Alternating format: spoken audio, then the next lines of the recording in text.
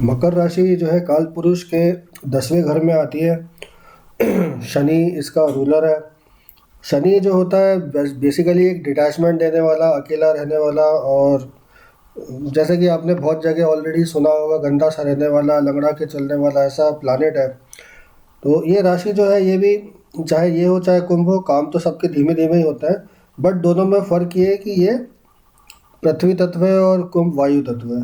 तो ये लोग अपना काम, ये प्लान पूरा करते हैं, इनको पता रहता है करना क्या है लाइफ में, और कैसे करना है, क्या करना है, धीरे धीरे प्लानिंग करके चीज़ें जोड़ के।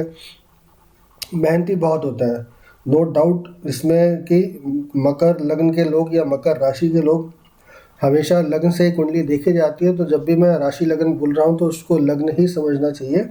बहुत जगह मैं बोल चुका हूँ। तो काम लगातार करेंगे, लेकिन एक तो जल्दी नहीं करते, दूसरा पीसफुली करते हैं कि चलो आज इतना हो गया, आज इतना हो गया। आपको हमेशा देखने में आएगा कि जनरली जो कैप्रिकॉर्न एसेंडेंट के लोग होते हैं, दे डोंट शाउट। बात को संजीदगी से रखेंगे, अच्छे से रखेंगे, लेकिन आप पे हावी होने की कोशिश नहीं करेंगे। और ज़्यादा उनको लगता है कि यार यहाँ तो टाइम वेस्ट हो रहा है, फालतू का कोई मतलब नहीं है, तो अपना कट लेते हैं। क्योंकि इनके पास अपने खुद के गोल्स हैं, इनको अपनी लाइफ में कुछ अचीव करना है, बकर बकर करके नाम नहीं कमाना है। सेम कहानी कुंभ राशि वालों के साथ भी होती है, और या कुंभ लग्न वालों के साथ भी होती है। सुलझी हुई थॉट होती है लाइफ में, सब पता है, एजेंडा क्लियर होता है कि भाई करना क्या है, और करना क्या है उसके बाद कैसे करना है उसके लिए प्लान करते हैं, और फिर जो स्टेप बाय स्टेप इनको करना होता है उसमें आगे बढ़ते जाते हैं। चाहे मकर हो चाहे कुंभ हो, आप इनको कभी पकड़ नहीं सकते कि एक्चुअली करते क्या है, चाहते क्या है। बट हाँ, एक जनरली दोनों ही शुभ राशियाँ होती हैं। जनरली किसी का बुरा करना नहीं चाहते, जनरली ह्यूमैनिटेरियंस होते हैं। तो एट लार्ज जो ह्यूमैनिटेरियन एस्पेक्ट्स लाइफ के होते हैं उस पर थोड़ा इनका ध्यान ज़्यादा होता है। एनालिटिकल एबिलिटी बहुत अच्छी होती है, बातें सीधे नहीं बोलेंगे, घुमा फिरा के बोलेंगे। शरीर के कौन कौन से हिस्से हम देखते हैं इस राशि से? सैटर्न जो है that is one of the planet which is significator of bones. तो हड्डियाँ, जोड़, त्वचा। दशम स्थान में आती है तो घुटने। तो घुटने की बीमारी अगर हो रही है, शनि का थोड़ा देखना चाहिए। एज फैक्टर भी होता है। अब ऐसा नहीं है कि कोई 60-65 साल में, 80 साल में किसी को घुटने की बीमारी हो गई है तो वो शनि का कोई स्टोन पहन ले या कोई शनि की पूजा करा ले तो उसके घुटने ठीक हो जाएंगे, ऐसा नहीं होता। अच्छी डाइट, योग, व्यायाम, प्राणायाम जो हमारे हिंदू धर्म के प्रचलन में है हजारों सालों से, जिसको कि दुनिया अब देख रही है, मान रही है, वो सब आप करेंगे तो वैसे भी आप ठीक रहेंगे। खाने पीने में कंट्रोल करना वैसे भी चाहिए ही सबको। जहाँ तक बीमारियों की बात है, कौन कौन सी बीमारियाँ हम इससे देखते हैं? स्किन डिजीज़, कमज़ोर हड्डी, जोड़ों में दर्द, पैरों की डिजीज़, सर्दी, ब्रोंकाइटिस, कैंसर, लाइलाज और लंबी चलने वाली बीमारी। बिकॉज सैटर्न जो है वो प्लानिट ही धीमे धीमे काम करने वाला है। वो चीज़ भी ऐसी करेगा, काम भी ऐसे करेगा। आप कोई काम करने जाएंगे, बहुत ही धीमे धीमे होता है। बीमारी भी ऐसी देगा जो धीमे धीमे होंगी। जो मेरा वीडियो है शनि ग्रह के बारे में, उसको आप देखेंगे तो ज़्यादा आपको आइडिया होगा कि what exactly it is all about. Productions अगर हम देखें तो कौन कौन से प्रोडक्शंस में हमको कैलकुलेट करना चाहिए। शनि त्वचा से संबंधित है। Saturn is connected with skin. Why? Because Shani एक सूखा ग्रह है। सूखा क्या होता है बॉडी में? हमारी जबान तो होती नहीं है, आँख भी नहीं होती, नाक का अंदर का हिस्सा होता है, और हमारी जो स्किन है वो होती है। तो लेदर, शूज़, अपना स्लीपर्स, तबला, पर्स, बर्फ़, कोल्ड ड्रिंक, फ्रिज, कंडीशनर। और सैटर्न का कलर ब्लैक है तो काले रंग की चीज़ें, फर्नेस, लोहा, बालों के जो विग होते हैं, जो फीमेल्स और मेल दोनों ही इक्वली यूज़ करते हैं, और सीमेंट, ईंट, प्लास्टर, फेविकॉल, ये सब शनि के अंडर में आते हैं। फेविकॉल क्यों? क्योंकि आप उसको लगा के फिर वो धीमे धीमे चिपकता है। सीमेंट क्यों? क्योंकि आप उसको लगाते हैं तो धीमे धीमे सख्त होकर फाइनली एक फर्म शेप लेती है। आपने अगर पुराने मंदिर देखे होंगे तो वहाँ कहीं सीमेंट नहीं है। वहाँ की टेक्नोलॉजी और उनकी जो सोच थी बहुत अलग थी, क्योंकि वो हज़ारों हज़ारों साल पुराने मंदिर आज भी लगे हुए हैं। जबकि जो, अगर आप वेस्ट में देखें तो उनके जो कंस्ट्रक्शन है, they are not withstanding the amount of geographical challenges which we have faced, our structures have faced. लकड़ी जो है क्योंकि सख्त होती है, खुरदुरी होती है, लकड़ी भी आती है, हाथी के दांत, हड्डियों से बनी चीज़ें, शरीर के हिस्से, पुरानी चीज़ों को ठीक करने का काम जो होता है। सैटर्न का मतलब ही होता है पुराना, पुरातन वगैरह वगैरह।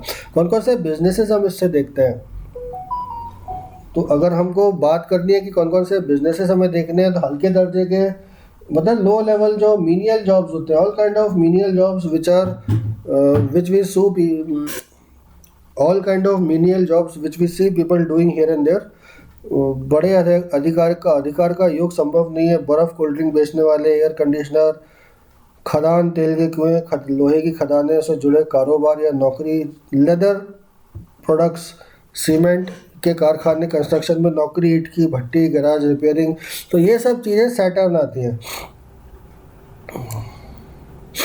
लोहे का बिजनेस, आपका जो नगर पालिका होती है उसमें काम, क्योंकि नगर पालिका पॉलिटिक्स में सबसे छोटी मानी जाती है। तो जहाँ भी किसी भी चीज़ में आप देखें तो उसका जो सबसे छोटा पार्ट होगा, there Saturn will be in working, वहाँ शनि का लेना देना होगा। हड्डी और चमड़ों से बनने वाले उत्पाद बनाने वाले कारखाने, मतलब जहाँ पे भी है आपको बोन्स या लेदर से इंडस्ट्री होती है, वो सब सैटर्न के अंडर में आता है, because they are menial things. जो आपके मार्केट्स होते हैं, वहाँ पे जो आप काम करने वाले लोग होते हैं, दे कम अंडर द स्वय of Saturn, whether it is Capricorn और एक्वेरियस।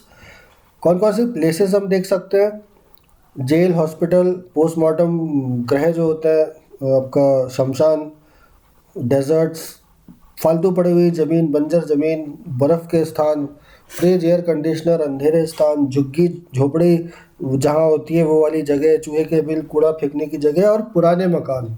पुराने मकान हमेशा आपको ध्यान रखना चाहिए कि उस पर सैटर्न का एक बहुत बड़ा अधिकार है। और जब भी कभी ये बात आती है हुरेरी एस्ट्रोलॉजी में कि आप कौन सा घर खरीदेंगे, बहुत से लोगों का क्वेश्चन होता है, भाई मैं घर खरीदने जा रहा हूँ तो मैं कैसा घर लूँगा। बहुत बार लोगों के पास पैसे होते हैं but they don't know what kind of property they want to buy, and then they come to an astrologer and they ask what kind of property I am going to buy. So इसमें अगर हम देखते हैं कि Saturn का connection आ रहा है, तो हम ये कह देते हैं कि आप ऐसा कोई घर लेंगे जो कि ऑलरेडी रीसेल में है, not a new property. Venus होता है या मार्स होता है तो हम न्यू प्रॉपर्टी बोल सकते हैं, बट सैटर्न आ रहा है तो डेफिनेटली यू कैन से कि न्यू प्रॉपर्टी होगी। और वहाँ अगर राहु केतु कनेक्ट हो जाए तो that property could be haunted also. कि जनरली आपसे कोई क्वेश्चन करने आएगा तो प्रॉपर्टी के लिए आएगा, एयर कंडीशनर खरीदने और रेगिस्तान के लिए तो नहीं आएगा। So that is immaterial, but yes theoretically you should know all this things. तो प्रॉपर्टी के जो क्वेश्चंस होते हैं उसमें आपको हमेशा ध्यान रखना चाहिए कि if Saturn is coming then you should be very firm and कि एक तो देर लगेगी, उसके बाद सेकंड हैंड या रीसेल वाला प्रॉपर्टी आपको मिलेगा। और अगर वहाँ राहु केतु भी आ रहा है और ये भी आ रहा है कि 11th कस्पल सबलॉर्ड इज कनेक्टेड और 4th कस्पल सबलॉर्ड जो है 4, 11, 12 सब हो रहा है, साथ में राहु या केतु कनेक्टेड है, then you should always warn your client कि वो जगह हॉन्टेड भी हो सकती है। It is very much possible. मेष राशि से शुरू करते हुए हम पहले क्लासिफिकेशन देख लेते हैं कि किस राशि का क्या नेचर है, तत्व है। तो मेष राशि जो है उसका जो दिशा है वो पूर्व है, अग्नि तत्व राशि है और चर राशि है। अग्नि तत्व से मतलब फियरी साइन होता है, मतलब ऐसे लोग थोड़ा गुस्से वाले होते हैं, ऐसे आपको इसको समझना पड़ेगा। वृषभ राशि जो होती है उसकी दिशा दक्षिण है, पृथ्वी तत्व है, स्त्री राशि है और स्थिर राशि है, क्योंकि पृथ्वी स्थिर होती है। अग्नि जो होती है वो चर होती है। आप देखेंगे फायर जो है it is always moving here and there. मिथुन राशि जो होती है वह द्विस्वभाव राशि है, पश्चिम दिशा की उसका अधिपत्य होता है, पुरुष तत्व है, वायु तत्व है। जो कर्क राशि है वह नॉर्थ डायरेक्शन, स्त्री तत्व, चर राशि और उसका जो तत्व है जल है। जो सिंह राशि है उसकी दिशा पूर्व है, वह पुरुष है, स्थिर राशि है और अग्नि तत्व राशि है। कन्या राशि जो है वह द्विस्वभाव राशि है, स्त्री तत्व है, दक्षिण दिशा को रूल करती है, पृथ्वी तत्व राशि है। तुला राशि जो है पश्चिम दिशा को इंडिकेट करती है, पुरुष तत्व है, चर राशि है और वायु तत्व है। वृश्चिक राशि जो है वह उत्तर दिशा दिखाती है, स्त्री तत्व है, स्थिर राशि है और जल तत्व है। अब ध्यान दीजिएगा, वृश्चिक जो है स्थिर तत्व है और जल है, मतलब जो जल स्थिर रहता है वो क्या होता है, सड़ता है। तो वृश्चिक जो है भाव काल पुरुष की कुंडली में अष्टम भाव में आती है और वो क्या दिखाती है, गटर गंदगी। तो पानी पड़े पड़े सड़ जाता है, या इसको हम ऐसे समझना चाहिए सभी राशियों को, उनके तत्वों को। धनु राशि जो है वह अग्नि तत्व है, द्विस्वभाव है, पूर्व दिशा को दिखाती है और पुरुष तत्व है। मकर राशि दक्षिण दिशा दिखाती है, स्त्री राशि है, जल तत्व है, पृथ्वी तत्व है। कुंभ राशि जो है पश्चिम दिशा दिखाती है, पुरुष तत्व है, स्थिर राशि है और वायु तत्व है। मीन राशि जो है उत्तर दिशा की राशि होती है, स्त्री तत्व है, द्विस्वभाव राशि है और उसका जल तत्व है। यहाँ तत्व मैं 2 बार बोल रहा हूँ जिससे कि आपको कन्फ्यूजन ना हो। कोई स्त्री द्विस्वभाव राशि है, स्त्री तत्व मतलब फेमिनिस्ट साइन है और साथ में वाटरी साइन है। 4 प्रकार के साइन होते हैं, फायर, अर्थ, एयर, वाटर। तो हमें ये ध्यान रखना चाहिए कि किस राशि का तत्व क्या है, उसका डायरेक्शन क्या है, उसका स्वभाव क्या है, अर्थात नेचर क्या है। मूवेबल, फिक्स्ड, डुअल, ये 3 नेचर होते हैं, 4 तत्व होते हैं और फिर सेक्स होता है, मेल और फीमेल। धनु राशि इसमें हाफ लेगेड और हाफ मतलब हाफ मेल और हाफ एनिमल राशि होती है। बिकॉज धनु का अगर आप साइन देखेंगे तो उसमें वह आधा पुरुष और आधा घोड़ा है। तो 15 डिग्री की जो धनु शुरू की है वह पुरुष है और पीछे की 15 डिग्री जो है वह हॉर्स है। तो ये एक मिक्सचर है इसमें।